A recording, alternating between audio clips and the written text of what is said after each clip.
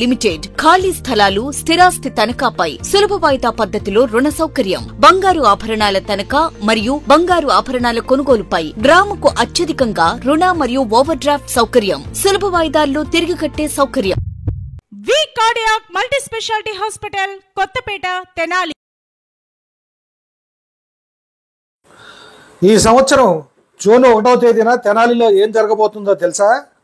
అదేనండి, హిందువులు ఎంతగానో ఆరాధించే హనుమాన్ జయంతిని ఘనంగా జరుపుకోబోతున్నాం. ఈ సంవత్సరం వైశాఖ శుద్ధ దశమి రోజున జరిగే హనుమత్ జయంతిని కొందరు దీక్ష తీసుకున్న భక్తులు అదే రోజు దీక్ష విరమిస్తారు.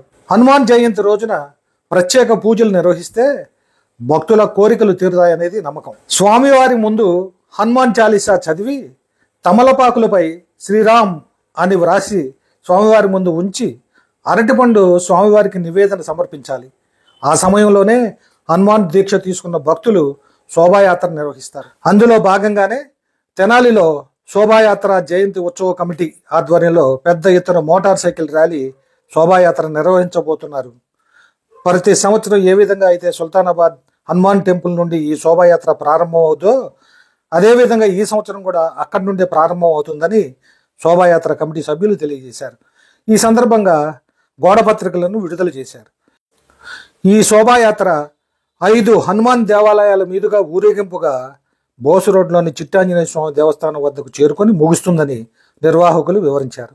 ఈ కార్యక్రమంలో వేమ సురేష్ బాబు, కొల్ల గురునాథ్ గుప్తా, కోలా వాసు, నల్లగొర్ల నాగేశ్వరరావు, కన్నమర్లపూడి సుబ్రహ్మణ్యం, మంచాల రామకృష్ణ, మాదాల పూర్ణ, రామాంజనేయులు, హనుమారెడ్డి, వెంకటేశ్వరరావు, ఆదిత్య, నాగేశ్వరరావు, ప్రభాకర్ రెడ్డి, సురేష్ తదితరులు పాల్గొన్నారు. జై శ్రీరామ్.